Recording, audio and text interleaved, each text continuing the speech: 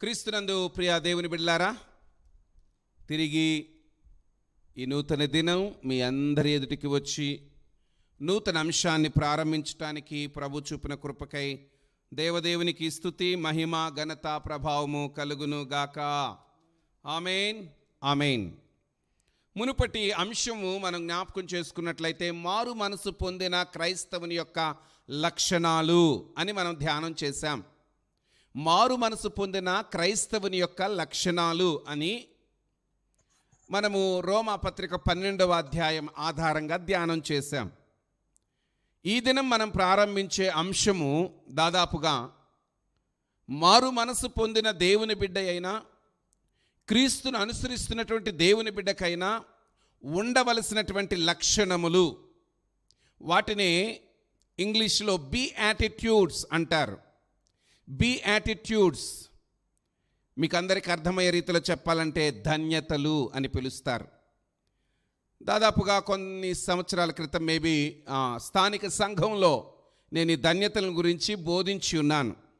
అయితే ఈ సిరీస్ అయిపోతూ ఉండగా ఈ జూమ్లో అటెండ్ అవుతున్న మనలోని వారు కొంతమంది ధన్యతలు ప్రారంభిస్తే బాగుంటుంది అని వారి ఆశను నాకు వ్యక్తపరిచారు. ధన్యతలు మునుపు నేను 8 ధన్యతలు తెలియచేసి ఉన్నాను సంఘములో.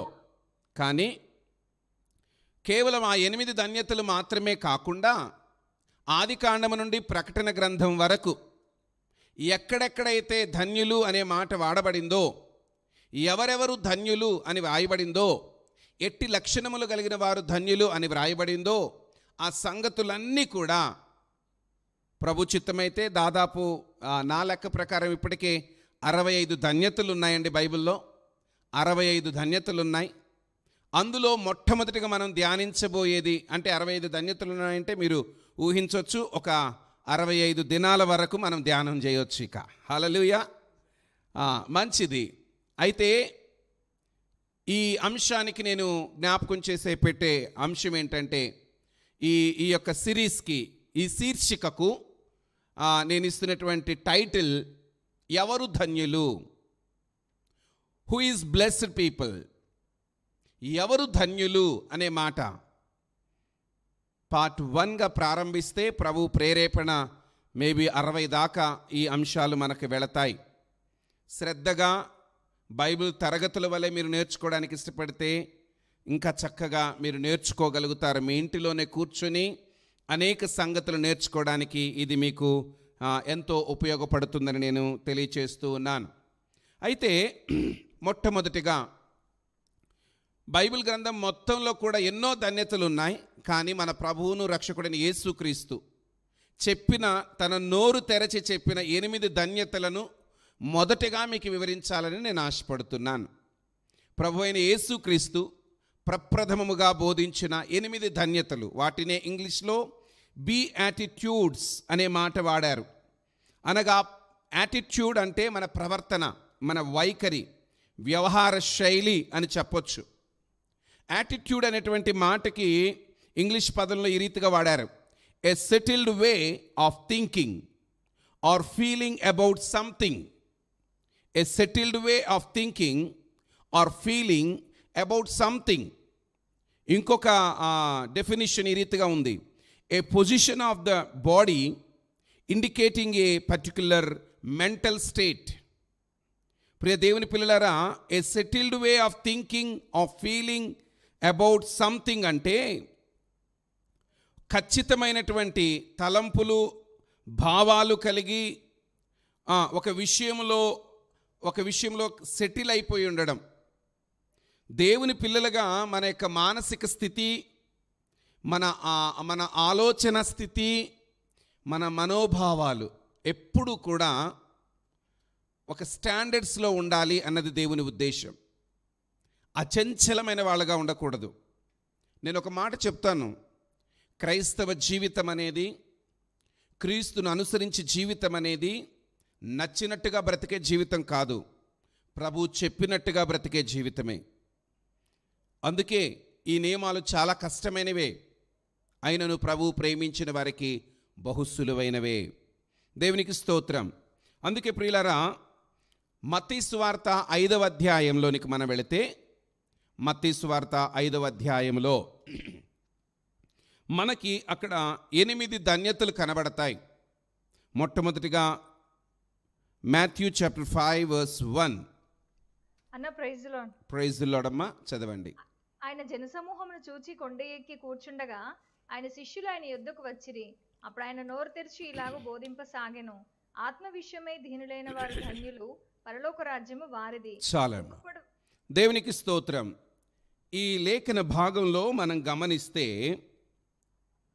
యేసుక్రీస్తు ప్రభువారు పరిచర్య ప్రారంభించిన ఆరంభములోనే, అనగా ఆయన 30 సంవత్సరాల వయస్సులో పరిచర్య ప్రారంభించారు. ఒకవేళ ఎవరికైనా అనుమానం రావచ్చు, 30 సంవత్సరాల వరకు ప్రభు ఎందుకు సమయం వ్యర్థం చేశారు అని. ఆయన 30 సంవత్సరాల వయసులో ప్రారంభించి 3.5 సంవత్సరంలోనే ఆయన పరిచర్య ముగించి తండ్రి చిత్తమును జరిగించి తండ్రి దగ్గరికి వెళ్ళిపోయారు. అయితే 30 సంవత్సరాల జీవితం చరిత్ర బైబిల్ గ్రంథంలో మనకు స్పష్టంగా కనబడదు. ఆయన బాల్యము కనబడుతుంది, ఆయన 12 సంవత్సరాల వయసు కాలంలో కనబడతారు, ఆ తర్వాత 30 సంవత్సరాల వయసు కాలంలో కనబడతారు. యూదా సాంప్రదాయం ప్రకారం మతపరమైన బోధ చేయడానికి, యాజకత్వం చేయడానికి 30 సంవత్సరముల వయసు వరకు కూడా వారికి యోగ్యత లేదు. ఒకవేళ ఆ కారణం చేత ఆయన యూదుడుగా పుట్టి పెరిగాడు గనక, యూదుల మధ్యలో పరిచర్య ప్రారంభం చేయవలసిన అవసరం ఉంది గనక పండితుల అభిప్రాయం, అందుకే ప్రభువారు 30 సంవత్సరాల వరకు ఆయన బోధ చేయలేదు, పరిచర్య చేయలేదు. మరి పండితులు చెబుతారు, తండ్రి చిన్నతనంలోనే కాలం చేయడం ద్వారా లేక గతించడం ద్వారా ఇంటికి పెద్ద కుమారుడుగా బాధ్యతను వహించాడు అని కూడా చెబుతూ వస్తారు. కానీ లోకంలో కొంతమంది వ్యంగ్యముగా, వ్యతిరేకముగా తమకు నచ్చిన విమర్శలు చేస్తున్నారు. క్రీస్తు ప్రభువు 12 సంవత్సరాల నుంచి 30 సంవత్సరాల వయస్సులో కాలం బైబిల్లో వ్రాయబడలేదు గనక దానిని వ్యతిరేకులైన వారు చాలామంది ఆయన వేరే కాశ్మీర్ దేశానికి, కాశ్మీర్ ప్రాంతానికి వెళ్ళాడని, అక్కడ వివాహం చేసుకున్నారని, అక్కడ పిల్లలున్నారని, అక్కడ నేటికి ఆయన సమాధి ఉందనే పుకారులు కూడా వార్తలలో తెలియచేస్తున్నారు.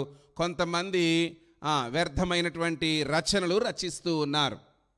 కానీ ప్రియులారా, లోకం ఎన్ని రీతిలుగా మాట్లాడినా ప్రభువు పరిశుద్ధుడు, ఆయన పవిత్రుడు. ఆయన 30 సంవత్సరాల వయసులో పరిచర్యను ప్రారంభించారు. పరిచర్య ఆరంభంలోనే మొట్టమొదటిగా ఆయన గమనించండి, అరణ్యములోనికి వెళ్ళి 40 దినములు ప్రార్థన చేసి, గమనించండి, బాప్తిస్మం తీసుకున్నారు, అరణ్యములోనికి వెళ్ళారు, 40 దినములు ప్రార్థనలో గడిపారు. ఆ 40 దినముల అనంతరం అపవాది చేత శోధించబడ్డారు. అపవాది శోధనను జయించి ఆయన ప్రప్రథమంగా పరిచర్య ప్రారంభించారు ఈ 5వ అధ్యాయములో. హల్లెలూయా. ఈ 5వ అధ్యాయములో యేసుక్రీస్తు ప్రభువు వారు బోధించిన మొదటి ప్రసంగం, this the very first sermon of the Jesus Christ. And దీన్ని ఇంకొక మాట అంటారు, ఏ సర్మన్ ఆఫ్ ది మౌంట్ అని అంటారు. కొండ మీద కూర్చొని ప్రభువు బోధించారు గనక, ఈ కొండ మీద కూర్చొని ప్రభువు బోధించారు, ప్రప్రథమంగా బోధిస్తున్నారు. ఆయన బోధా జీవితం లేక సేవా జీవితం ఆరంభం నాకు చాలా జ్ఞాపకం. నేను పరిచర్య ప్రారంభానికి ప్రప్రథమముగా ఒక కుటుంబం నన్ను పిలిచినప్పుడు ఏ వాక్యం చెప్పాలో నాకు తెలియదు, ఎలా చెప్పాలో నాకు తెలియదు. కానీ ఆత్మలో మంట కలిగి ఉన్నాను, ఆత్మలో బలంగా వెలిగించబడుతున్న దినాలవి. అయితే ఒక సహోదరి కుటుంబానికి నన్ను పిలిచినప్పుడు నాకు ఇప్పటికీ బాగా జ్ఞాపకం, దాదాపు 25 సంవత్సరాల క్రితం సంగతి. వారు అకస్మాత్తుగా బాబు వాక్యం చెప్పండి అన్నారు పెద్దవాళ్ళు. ఏం చెప్పాలో అర్థం కాలేదు. వెంటనే వాక్యం అలా తెరిస్తే మత్తయి సువార్త 25వ అధ్యాయం వచ్చింది. తలాంతులను గురించినటువంటి వృత్తాంతం అక్కడ నాకు కనబడింది. ప్రప్రథమంగా బోధించిన బోధ నేను ప్రభు నన్ను వాడుకోవడం ప్రారంభించిన మొదటి దినాన మొదటి బోధ ఇప్పటికీ నాకు జ్ఞాపకం ఉంది. ప్రభు యొక్క మహాకృపను బట్టి దాదాపుగా 95 సంవత్సరం నుంచి నేను బోధిస్తూ ఉన్నాను దేవుని మాటల్ని. అయితే మొదటి బోధ నాకు జ్ఞాపకం ఉంది. కానీ దేవుని మహాకృప వల్ల అప్పటి నుంచి ఇప్పటికీ దేవుడు ఎన్నో సందేశాలు నా ద్వారా అందించారు. దేవునికి మహిమ కలుగును గాక. అలాగే ప్రభు అయిన యేసుక్రీస్తు బోధకుడిగా తన జీవితం ప్రారంభించిన మొట్టమొదటి గడియలవి. ఆ మొదటి గడియలలో మొదటి ప్రసంగం ప్రారంభమైంది. మొదటి ప్రసంగంలో మొదటి మాటలే ధన్యతలను గురించి మాట్లాడారు. మీరు గమనిస్తే మత్తయి సువార్త 5, 6, 7 ఈ 3 అధ్యాయాలు కూడా సుదీర్ఘమైన ప్రసంగం. 3 దినాల ప్రసంగం అది. ప్రభు సుదీర్ఘంగా వారికి బోధ చేశారు. ఆ 3 దినాలు, ఆ 3 అధ్యాయాలలో ప్రభు అయిన యేసుక్రీస్తు ఏదైతే బోధించారో అదే తర్వాత ఒక్కొక్క సందర్భానుసారంగా మరలా విడదీసి బోధించారు ప్రభు అయిన యేసుక్రీస్తు. కనుక యేసుక్రీస్తు బోధించిన బోధలలో మొదటి బోధ ధన్యతల బోధ. మొదటి బోధ ధన్యతల బోధ. కాబట్టి ఆ ధన్యతలను గురించి నేడు మనం ధ్యానం చేయడం మొదలు పెడుతూ ఉన్నాం. అందులో మొదటి ధన్యత చూద్దాం. మొదటిది ఆత్మ విషయమై దీనులైన వారు ధన్యులు. ఎవరు ధన్యులు అనే మాటను చూస్తే ఆత్మ విషయమై దీనులైన వారు ధన్యులు అనే మాటని ప్రప్రదంగా మనం చూస్తున్నాం. Blessed are the poor in spirit, for theirs is the kingdom of heaven. ప్రియ దేవుని పిల్లలారా, ఇంగ్లీషు భాషలో బ్లెస్డ్ అనే మాట వాడారు. ధన్యులు అనే మాటకి ఇంగ్లీషు భాషలో బ్లెస్డ్ అనే మాట వాడారు. పురాతన భాష గ్రీకు. క్రొత్త నిబంధన మొట్టమొదటిగా వ్రాయబడింది గ్రీకు భాషలో. ఈ గ్రీకు భాషలో దీనికి మాకరియోస్ అనే మాట వాడారు. ప్రియులారా, ఈ మాకరియోస్ అనేటువంటి మాట మాకరియస్ అనేటువంటి లాటిన్ వర్డ్లో నుంచి వచ్చింది. Macarius is a Latinised form of the old Greek given name Makarios. Latin భాషా పదంలో నుంచి పురాతన గ్రీకు భాషా పదమైనటువంటి మాకరియోస్ వచ్చింది. ఈ మాకరియోస్ అనేటువంటి మాటకి 3 పదాలు వాడబడ్డాయి.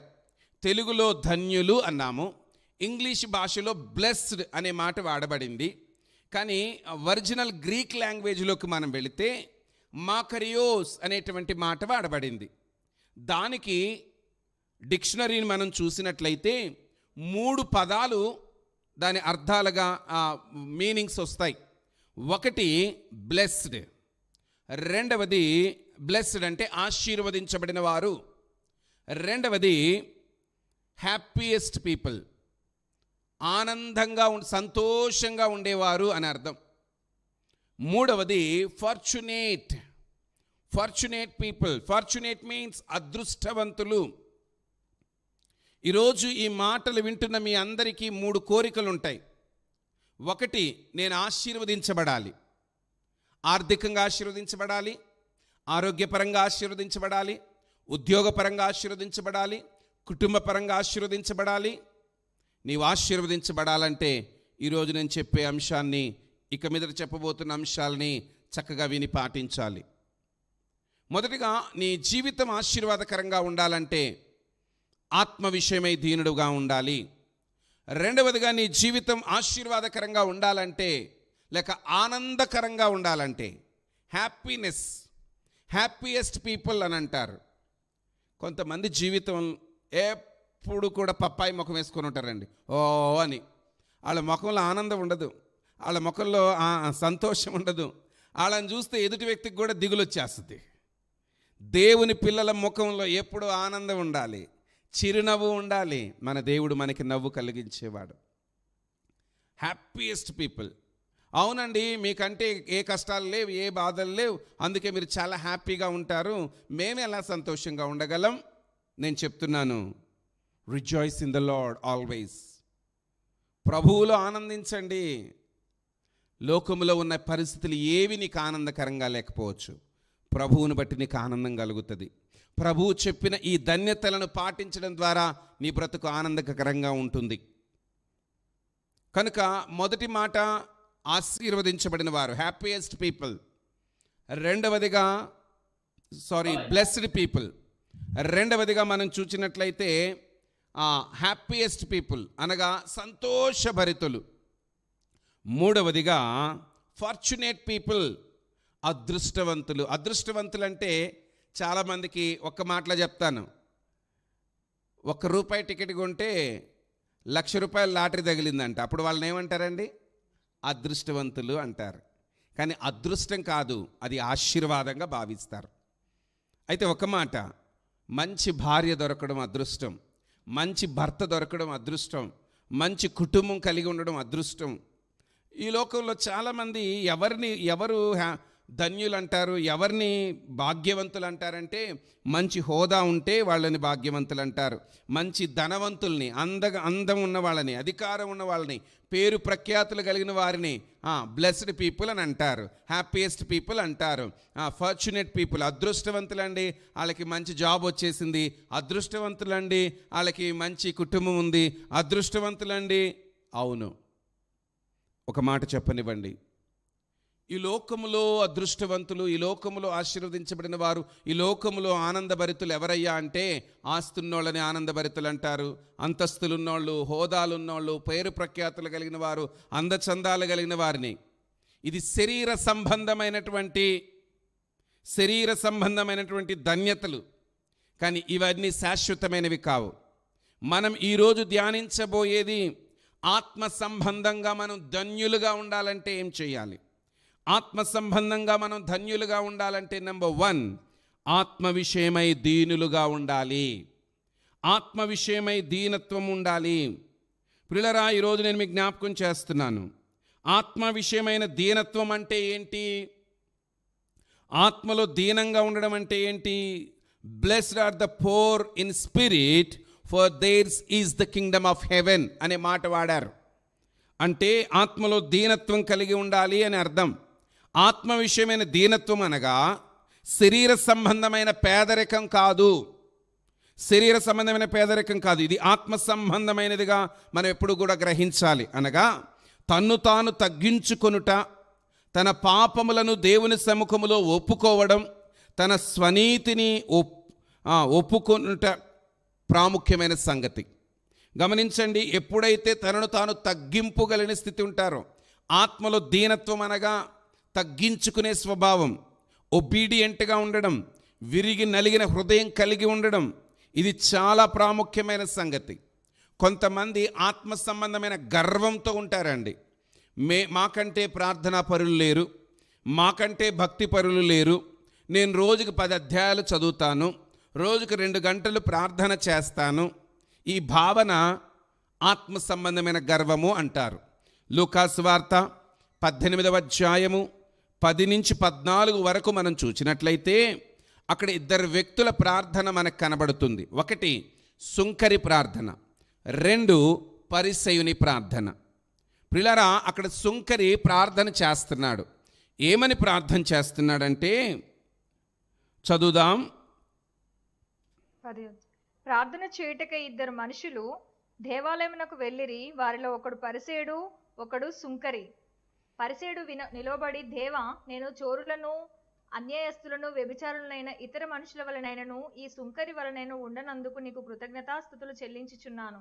వారమునకు 2 మార్లు ఉపవాసము చేయొచ్చు, నా సంపాదన అంతట్లో 10వ వంతు చెల్లించుచున్నానని తనలో తాను ప్రార్థించుచుండెను. ప్రియులారా, ఈ సుంకరి చేయుచున్న ప్రార్థనను మనం ఆలకిస్తే, తనను పొగుడుకుంటున్న ప్రార్థన, తాను మనుషులకేం చేస్తున్నాడో, దేవుడికేం చేస్తున్నాడో ఎత్తి చూపించుకునేటువంటి స్థితి.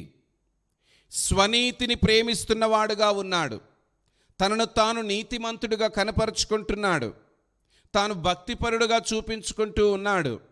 ఈ పరిశీని యొక్క స్థితి ఏమాత్రం ప్రభు హృదయానికి దగ్గరగా లేదు, ప్రభు బోధకు దగ్గరగా లేదు.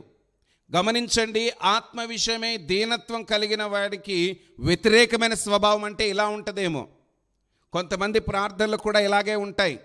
ప్రార్థనకి మోకరిస్తే దీనత్వం ఉండదు, తగ్గింపు ఉండదు, విరిగి నలిగిన హృదయం ఉండదు.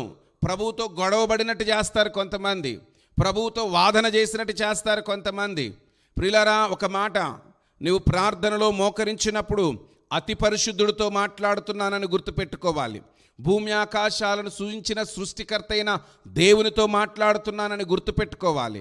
ఆ దేవుడు నిత్యుడైన దేవుడని గుర్తుపెట్టుకోవాలి. ఆయన భూమి ఆకాశములు పట్టజాలని దేవుడుగా ఉన్నాడని గుర్తుపెట్టుకోవాలి. ఆయన యొద్ద భయముతోనూ భక్తితోనూ వ్యవహరించడం, మాట్లాడడం ఎంతైనా అవసరమై ఉన్నది అన్న సంగతిని గుర్తుపెట్టుకోవాలి. ఈ పరిసయుడైతే నేను దశమ భాగం ఇస్తున్నాను, వారానికి 2 సార్లు ఉపవాసం ఉంటున్నాను అని తనను తాను గొప్పలు చేసుకుంటున్నాడు. సుంకరిని మనం చూస్తే, ఈ సుంకరి ఆకాశం వైపు చేతులెత్తుటకైనను ధైర్యం చాలక తన రొమ్ములు బాదుకుంటూ, దేవా పాపినైన నన్ను కరుణించు, పాపినైన నన్ను కరుణించు అంటూ ఉన్నాడు.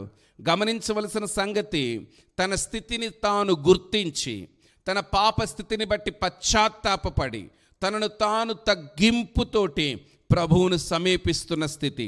ఇదే ఆత్మ విషయమైన దీనత్వం అంటే. నీవు లోకములో ఘనుడువు కావచ్చు, లోకములో ఘనురాలవి కావచ్చు, నీ బంధువుల మధ్య ఉన్నత స్థితిలో నీవు ఉండొచ్చు, నీ ఆఫీసులో నీవు ఉన్నత పదవిలో నీవు ఉండొచ్చు, నువ్వు ఎక్కడెక్కడో నీ ఘనతలు, నీ గొప్పతనాలు చాలా ఉండొచ్చు. బట్ వన్ థింగ్ ఏంటో తెలుసా, నీవు దేవుని పాదాల దగ్గరికి వచ్చినప్పుడు deny yourself, humble yourself. Why? Because God is most high God, God is most holy God. ఆ పరిశుద్ధుడు, ఆ ఉన్నతుడైనటువంటి దేవుని దగ్గరికి నీ వస్తున్నప్పుడు నిన్ను నీవు తగ్గించుకోవడం నేర్చుకోవాలి.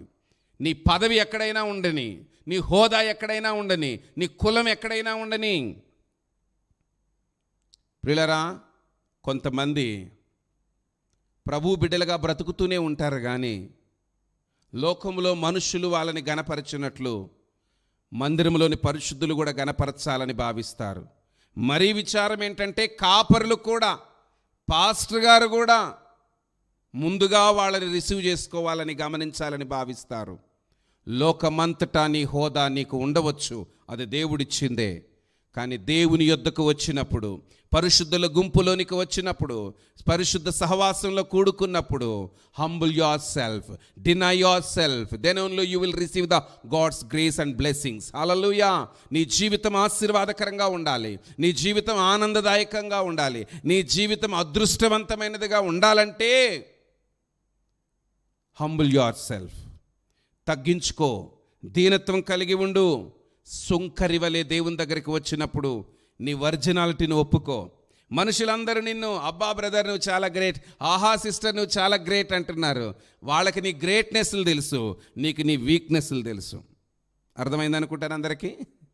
వాళ్ళకి నీ గ్రేట్నెస్ తెలుసు, నీ టాలెంట్ని బట్టి వాళ్ళు నిన్ను పొగుడుతున్నారు. దేవుడికి కావలసింది టాలెంట్ కాదు, దేవునికి కావలసింది టాలెంట్ కాదు, సమర్పణ కావాలి. దేవునికి కావలసింది పరిశుద్ధ జీవితం. టాలెంట్స్ చాలామందికి ఉంటాయి, కానీ డెడికేషన్తో దేవుని కోసం బ్రతికే వాళ్ళు కరువైపోయారు ఈ రోజుల్లో. నీ సామర్థ్యత కాదు దేవునికి కావాల్సింది, నీ సమర్పణ దేవునికి కావాలి. ఈరోజు ఆ హృదయం లోపల దేవుని పిల్లలకు ఉండవలసిన ప్రప్రథమమైన లక్షణం దీనత్వము అనేది జ్ఞాపకం చేసుకోవాలి. సుంకరి వంటి దీనత్వం మనం కలిగి జీవించాలి. రెండవదిగా యెషయా గ్రంథంలోనికి మనం వెళదాం. 6వ అధ్యాయం 5వ వచనంలో యెషయా భక్తుడు గొప్ప దర్శనం చూస్తున్నాడండి. మొదటి వచనం నుంచి చూస్తే, book of Isaiah chapter 6 verse 1 onwards మనం చూసినట్లయితే గొప్ప దర్శనాన్ని యెషయా చూశాడు. అత్యున్నతమైన సింహాసనం మీద ప్రభు కూర్చొని ఉండడం చూశాడు. ఆయన చొక్కాయి అంచులు దేవాలయాన్ని నిండుకోవడం చూశాడు. శరాపులు కెరూపులు ఆయన చుట్టూరు ఉండడం చూశాడు. ఆ శరాపులు కెరూపులు పరిశుద్ధుడు పరిశుద్ధుడు అని ప్రభువుని గాన ప్రతిగానాలు చేయడం చూశాడు. ఎప్పుడైతే అత్యున్నతమైన దేవుని సన్నిధిని చూశాడో, దేవుని దర్శనాన్ని చూశాడో, వెంటనే తనను తాను చూసుకుంటున్నాడు. గమనించండి, మొదటిగా దేవుని చూచాడు, రెండవదిగా తనను తాను చూసుకుంటూ ఉన్నాడు. ప్రియులారా, అయ్యో ఇంత అతి పరిశుద్ధుడైన దేవుణ్ణి చూచుటకు నేను ఎంతటి వాడను. తనను తాను చూచుకున్నప్పుడు అక్కడ దేవుని పరిశుద్ధతను చూచాడు, ఇక్కడికి వచ్చేసరికి తన పాపాన్ని చూసుకుంటూ ఉన్నాడు. అందుకే వెంటనే అంటున్నాడు, అయ్యో నేను అపవిత్రమైన పెదవులు కలిగిన వాడను, అపవిత్రమైన జనుల మధ్య నివసిస్తూ ఉన్నాను, నేను అపవిత్రుణ్ణి అనే మాటని మనం చూస్తున్నాం. He saw the vision, then he saw himself. హల్లెలూయా. అతడు దర్శనాన్ని చూశాడు, దేవుని చూచాడు, అప్పుడు వెంటనే తనను తాను చూసుకున్నాడు, తన అపవిత్రతను చూసుకున్నాడు, పశ్చాత్తాపడుతూ అంటున్నాడు, అయ్యో నేను అపవిత్రుడను. ఇదే ఆత్మలో దీనత్వం అంటే. ఇదే ఆత్మలో దీనత్వం అంటే. ఎప్పుడైతే పరిశుద్ధుడని దేవుని సమీపిస్తున్నావో నీ వర్జినాలిటీని ఒప్పుకోవాలి దేవుడి దగ్గర. అవును, లోకమంతా నేను గొప్పోడు అనుకుంటుంది, గొప్పది అనుకుంటుంది, పరిశుద్ధురాలు అనుకుంటున్నారు. అందుకే ఇంతకుముందు చెప్తూ ఉన్నాను, లోకమంతకి నీ గ్రేట్నెస్ తెలిస్తే నీకు మాత్రం నీ వీక్నెస్ తెలుసు. You know what you are. నీ బలహీనత ఏంటో నీకు తెలుసు. ప్రభువును సమీపించినప్పుడల్లా ఆయన పాదాలు పట్టుకొని, అయ్యో నన్ను క్షమించు ప్రభువా, అయ్యో నన్ను మన్నించు ప్రభువా, నీకు విరోధంగా నేను ఎన్నో పాపాలు చేశాను, ఇప్పటికీ నేను ఇంకా జారిపోతూనే ఉన్నానని పశ్చాత్తాపంతో రావడం. నాకేంటంట, చాలామంది నాకంటే ఘోరమైన పాపాలు చేసేటోళ్ళు ఉన్నారు. నేనేదో 1-2 చిన్నవి చేస్తున్నాను, అంత మాత్రానికి పాపులం అయిపోతామా? సమర్థించుకోవద్దు, అది ఆత్మ గర్వం. నేను చెప్తున్నాను, నీ స్థితిని బట్టి యెషయాలాగా అయ్యో నేను అపవిత్రుడను, అపవిత్రమైన పెదవులు కలిగిన వాడనని దేవుని సన్నిధిలోనికి వచ్చి తగ్గింపుతో ప్రార్థన చేయడం నేర్చుకోవాలి. ఇదే ఆత్మలో దీనత్వం. మొదటిగా సుంకరి యొక్క ఆత్మీయ దీనత్వాన్ని జ్ఞాపకం చేశాను. రెండవదిగా యెషయా భక్తుని యొక్క ఆత్మీయ దీనత్వాన్ని చూసాం. అదే మనలో ఎవరికైనా ఇలాంటి గొప్ప దర్శనం కలిగిందనుకోండి, ఇక వాళ్ళని భూమి మీద ఆగలేరండి. ఇక సాక్ష్యం చెప్పండి అన్నప్పుడల్లా లేచి నాకు దర్శనం వచ్చింది అని అంటారు. కానీ యెషయా భక్తుడు దర్శనం వచ్చిందని సంబరపడిపోవట్లా.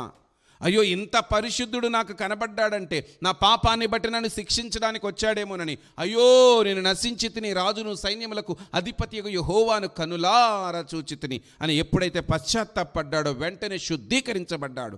కారుతో తీసిన నిప్పును తెచ్చి అతని పెదవులకు తాకించి, ఇది నీ పెదవులకు తాకెను గనుక నీ పాపం ప్రాయశ్చిత్తమైందని డిక్లరేషన్ వచ్చింది. ఈరోజు సూటిగా అడుగుతున్నాను, నీ పాపాలు నేను క్షమించానని ప్రభువు నీతో చెప్పాడా?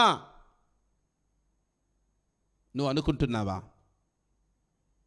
నీ పాపాలు క్షమించబడ్డాయన్న నిశ్చయత నీకుందా? ప్రేమామయుడండి, ఒప్పుకున్నాను కనుక క్షమించేసి ఉంటాడులే, కాదు. యెషయా భక్తునితో అంటున్నాడు కదా, ఇది నీ పెదవులకు తగిలిన గనుక నీ పాపము ప్రాయశ్చిత్తమాయను. వాక్యం ద్వారా ప్రభు మాట్లాడతాడు, దర్శనం ద్వారా మాట్లాడతాడు, కళ ద్వారా మాట్లాడతాడు. ఆయన నిన్ను క్షమించిన నిర్ధారణ నీకుందా? ఈ అనుభవం ఎంతో ప్రాముఖ్యమైనది.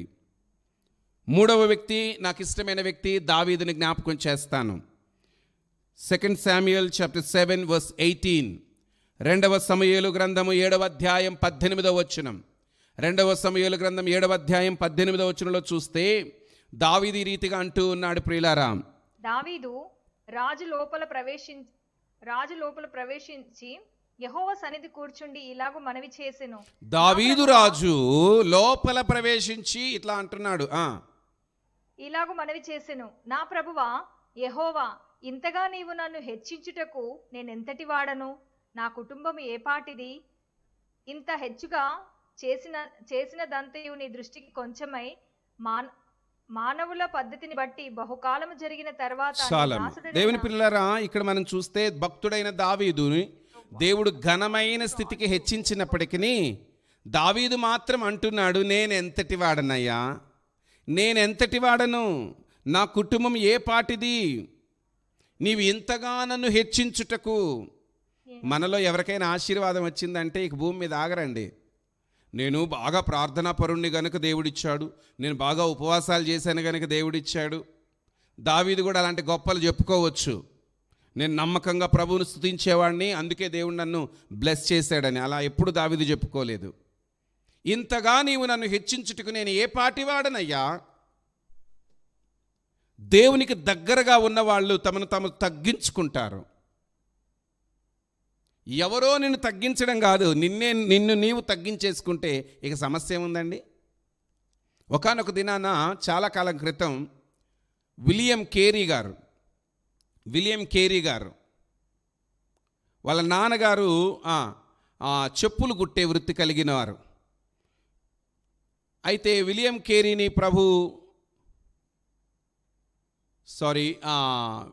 కేరీ గారు కాదండి, అబ్రహాం లింకన్, అమెరికన్ ప్రెసిడెంట్. అలా ఒక దినాన ఆయనకి ఫిలిస్ట్రేషన్ జరుగుతుంది. చాలా అపజయాల తర్వాత అబ్రహాం లింకన్ గారు వచ్చారు. ఆ సమయంలో అంటే విలియం కేరీ గారు కూడా చెప్పులు కుట్టే వృత్తి కలిగిన వారే. ఆయన ఇన్సల్ట్ చేసినప్పుడు కూడా విలియం కేరీ గారు ఏమీ చింతించలేదు. కానీ నేను చెప్పాలనుకున్నది అబ్రహాం లింకన్. ఈ అబ్రహాం లింకన్ అమెరికన్ ప్రెసిడెంట్ చాలా అపజయాల తర్వాత అయ్యారు. వాళ్ళ నాన్నగారు చెప్పులు కుట్టేవారట. అయితే ఒక సంగతి, ఆయన్ని అప్రిషియేట్ చేసేటప్పుడు అక్కడున్న వాళ్ళు ఆయన్ని ఫిలిస్ట్రేషన్ మీటింగ్ కోసం పిలిచి అగౌరవపరుస్తూ, వీళ్ళ నాన్న మా చెప్పులు కుట్టేవాడు, వీళ్ళు చాలా తక్కువ కుటుంబానికి చెందిన వాళ్ళు, వీళ్ళు ఆర్థికంగా హీనమైన స్థితికి చెందిన వాళ్ళు అని ఇన్సల్ట్ చేస్తూ మాట్లాడారట. అప్పుడు అబ్రహాం లింకన్ గారు లేచి నిలబడి, అవునండి, ఆ దీన స్థితి నుంచి నా దేవుడు నన్ను ఈ ఉన్నత స్థితికి తీసుకొచ్చాడు, ఇదంతా దేవుడి వలనే కలిగింది. అయ్యా, మా నాన్నగారు కుట్టిన చెప్పులు వృత్తి నేను కూడా నేర్చుకున్నాను. ఒకవేళ మీకేమైనా మీ చెప్పులు పాడైపోతే నాకు చెప్పండి, నేను కూడా కుడతాను, ప్రెసిడెంట్ అయినప్పటికీ కూడా అని తగ్గింపుతో మాట్లాడాడట. ఇది నాన్న, నువ్వు ఒక స్థాయికి ఎదిగిన తర్వాత ఆత్మీయ స్థితి కూడా మరి ఎదుగుతుంది అనుకున్న నీవు దేవుని విషయంలో మాత్రం దీనత్వం కలిగి ఉండాలి. ప్రభు పిల్లలు ఆత్మలో దీనత్వం కలిగి ఉండడం ఎంతో ఆశీర్వాదం. ప్రభు పిల్లలు ఆత్మీయంగా దీనత్వం కలిగి ఉంటే మన బ్రతుకులు ఆశీర్వాదకరంగా ఉంటాయి. ఒక మాటను గమనించాలి, ఇక్కడ ఆత్మీయంగా ఆత్మ విషయమై దీనులుగా ఉంటే మన బ్రతుకులు ఆశీర్వాదకరమైన స్థితిలోనికి వస్తాయి. తగ్గింపు కలిగిన వారిని ప్రభు ఎంతో ఆశీర్వదిస్తాడు. ఒక రహస్యాన్ని ప్రియులైన వారు గుర్తించాలి ఏంటో తెలుసా? నువ్వు నిజంగా దేవుని చేత దీవించబడాలనుకున్నట్లయితే తగ్గింపు కలిగి జీవించాలి, దీనత్వం కలిగి జీవించాలి. ఇది ప్రభు అయిన యేసుక్రీస్తు లక్షణం. ఆయన దాసునిగా తనను తాను తగ్గించుకున్నాడు, దాసుని స్వరూపమును ధరించాడని ఫిలిప్పీ 2:5 మనం చూడగలుగుతాం. కాబట్టి చివరిగా అపోస్తలుడైన పౌలుని జ్ఞాపకం చేస్తాను. రోమీలకు రాసిన పత్రిక 7వ అధ్యాయం 24వ వచనములో, రోమీలకు రాసిన పత్రిక 7వ అధ్యాయం 24వ వచనంలో అంటున్నాడు కదా, అయ్యో నేనెంత దౌర్భాగ్యుడను, ఇట్టి మరణమునకు లోనగు శరీరం నుండి నన్నెవడు విడిపించును? మన ప్రభువైన యేసుక్రీస్తు ద్వారా దేవునికి కృతజ్ఞతాస్తుతులు చెల్లించుచున్నాను. అది సంగతి. గమనించండి, ఇక్కడ ఏమంటున్నాడు? నేను దౌర్భాగ్యుణ్ణి, లోకమంతా పొగుడుతుంది అతి పరిశుద్ధుడని. కానీ పౌలు గారు మాత్రం తనను తాను ఏమనుకుంటున్నాడు? నేను దౌర్భాగ్యుడను. పౌలు ఒకప్పుడు ఘనమైన వాడుగా అందరి ఎదుటి నిలబడి గుర్రాల మీద స్వారీ చేసేవాడు. ఎప్పుడైతే ప్రభు బిడ్డ అయ్యాడో దీనుడుగా మృదు స్వభావిగా అయిపోయాడు, దీనత్వం కలిగి ఉన్నాడు. అందుకే అంటాడు, మనమందరము గొర్రెలమాట, గొర్రె స్వభావం కలిగి ఉండాలా, దీనత్వము తగ్గింపు కలిగి ఉండాలా. ఈరోజు ఈ మాటని జ్ఞాపకం చేస్తూ నేను ముగింపులోనికి తీసుకొస్తాను. ప్రియులారా, ఆత్మ విషయమైన దీనత్వం నీలో ఉండడం వల్ల నీకు కలిగే ప్రయోజనాలు కొన్ని ఉన్నాయి. ఆత్మలో దీనత్వం కలిగి ఉండడం వల్ల నీకు ఎన్నో ప్రయోజనాలు ఉన్నాయి. ఈ ధన్యతలో మొదటిగా తెలియచేసినట్లుగా అనగా మత్తయి సువార్త 5:3 ప్రకారం ఆత్మ విషయమై దీనులైన వారు ధన్యులు, పరలోక రాజ్యం వారిది. పరలోక రాజ్యానికి వెళ్ళాలనేనా ఈ బాధ అంతా? ఎంత కష్టం వచ్చినా, ఎంత ఇబ్బంది వచ్చినా, జీవితంలో పోరాటాలు ఎన్ని కలుగుతున్నా ఎందుకండి నిరీక్షిస్తున్నామంటే నిత్యత్వంలోనికి వెళ్ళాలి, పరలోక రాజ్యంలోకి వెళ్ళాలి. నీకు పరలోక రాజ్యం కావాలంటే ఆత్మలో దీనత్వం కలిగి ఉండాలి. రెండవదిగా యెషయా గ్రంథం 66:2 మనం చూస్తే, యెషయా గ్రంథం 66:2లో ఎవడు దీనుడై నలిగిన హృదయము గలవాడై నా మాట విని వణుకుచుండునో వానిని నేను దృష్టించుచున్నాను. అనగా దేవుని దృష్టి నీ మీద ఉండాలంటే దీనత్వం కలిగి, విరిగి నలిగిన హృదయం కలిగి జీవించాలి. కీర్తనల గ్రంథం 34:18. కీర్తనల గ్రంథం 34:18. విరిగిన హృదయము గల వారిని యెహోవా ఆసనుడు, నలిగిన మనస్సు గల వారికి ఆయన రక్షించేవాడుగా ఉంటాడట. ఈ లేఖనాలు వివరించడానికి సమయం తక్కువగా ఉంది కనుక నేను ఎక్కువగా వివరించట్లేదు. కీర్తనల గ్రంథం 51:17. కీర్తనల గ్రంథం 51:17. విరిగిన మనస్సే దేవునికి ఇష్టమైన బలి, విరిగి నలిగిన హృదయమును నీవు అలక్ష్యము చేయవు. విరిగి నలిగిన హృదయం, తగ్గింపు కలిగిన హృదయం, దీనమైన హృదయం ఆయన కోరుకుంటూ ఉన్నాడు. చివరిగా యెషయా గ్రంథం 57:15 చూస్తే, యెషయా గ్రంథం 57:15 నలిగిన వారి ప్రాణమును ఉజ్జీవింప చేయుటకును, విరిగిన వినయము గలవారి యొద్దను, దీన మనస్సు గలవారి యొద్దను నివసించుచున్నాను అని ప్రభు చెప్తాడు. కాబట్టి ఈరోజు ప్రియులారా గుర్తించండి, నీ జీవితంలో ఆత్మీయ తగ్గింపు నీకుందా? ఆత్మీయ గర్వంతో నీవు బ్రతుకుతున్నావా? ఆత్మలో దీనత్వం అంటే సుంకరిలో ఉన్నది దీనత్వం. యెషయా ప్రవక్త తగ్గింపుతో గొప్ప దర్శనం చూసిన ఆత్మీయంగా దీనత్వం కలిగి ఉన్నాడు. దావీదు భక్తుడు ఉన్నత స్థాయికి ఎదిగిన ఆత్మీయంగా నేనెంతటి వాడని అని తనను తాను తగ్గించుకున్నటువంటి అనుభవాన్ని మనం చూస్తూ ఉన్నాం. పౌలు గారు అంటున్నారు కదా, పౌలు గారు కూడా నేను దౌర్భాగ్యుణ్ణి అని తగ్గించుకున్నారు. ప్రభువైన యేసుక్రీస్తు యొక్క తగ్గింపు మనందరికీ మాదిరి కనుక ఆత్మలో దీనత్వం అనగా విరిగి నలిగిన హృదయము, తగ్గింపు కలిగిన హృదయము. ఇంకొక మాట చెప్తాను, ఒకవేళ నీవు ఆత్మీయంగా వెనుకబడిన స్థితిలో ఉన్నావేమో, ఆత్మీయంగా పేదరికంలో ఉన్నావేమో, అంటే దేవునితో సత్సంబంధం లేనివారు, దేవునితో రైట్ రిలేషన్షిప్ లేనివారు, దేవర్ పోర్ ఇన్ స్పిరిట్, ఆత్మీయ పేదరికంలో ఉన్నారు. ఆత్మీయ పేదరికం మంచిది కాదు. దేవునితో సత్సంబంధం కలిగి ప్రార్థనలో ఎదుగుతున్నవారు దేవర్ రిచ్ ఇన్ స్పిరిట్, ఆత్మలో వారు ధనవంతులై ఉన్నారు. కనుక ఒకవేళ ఆత్మీయ వెనుగుబాటుతనం, ఆత్మీయంగా గర్వపు స్థితి నీలో ఉంటే ఈరోజే నాతో కలిసి ప్రార్థన చేయగలవా? తరలు వంచండి, కండ్లు మూసుకునండి. రేపటి దినం రెండవ ధన్యతని మనం ధ్యానం చేద్దాం. ఈ దినం మొదటి ధన్యత ఇంట్రొడక్షన్ ఎక్కువ ఉంది కనుక వివరణ ఒకవేళ కొంచెం హడావిడి అయ్యింది. ప్రభు చిత్తమైతే దీన్ని రేపు జ్ఞాపకం చేస్తూ రెండవ ధన్యతని రేపటి దినం మీకు పూర్తిగా వివరిస్తాను. తరలు వంచండి, కండ్లు మూసుకునండి. ఈ లేఖనాన్ని ప్రభు మనకు తెలియచేసి ఉండగా మనల్ని మనం దేవునికి సమర్పించుకుందామా? మనల్ని మనం దేవునికి అప్పగించుకుందామా? అయ్యా, ఆత్మీయంగా మేము గర్వించకుండా, ఆత్మీయంగా మేము వెనకబడకుండా మీకు సమీపస్థులమవుటకు నీ కృప దయచేయమని దేవుణ్ణి అడుగుదాం. వాక్యానుసారమైన బ్రతుకును నాకు దయచేయమని ప్రభువుని అడుగుదాం. వాక్యానికి విధేయత చూపించే బ్రతుకును నాకు ఇవ్వమని ప్రభువుని అడుగుదాం. ఈరోజు నీ జీవితం బాగు చేయబడాలని ప్రభు కోరుతున్నాడు. ఇదిగో లేఖనం సెలవిచ్చింది కదా, ధన్యులు అంటే అన్ని విషయాల్లో ఆశీర్వదించబడడం, ఎప్పుడూ ఆనందంగా ఉండడం, ఏది చేసినా అదృష్టంతో నీకు కలిసి రావడం, అవన్నీ జరగాలి అని అంటే ఆత్మలో మొట్టమొదటిగా దీనత్వం కలిగి ఉండాలి. అడుగుదామా? అట్టి కృప కొరకు దేవుని వేడుకుందాం. ప్రతాప్ గారు మనల్ని ప్రార్థనలో నడిపిస్తారు.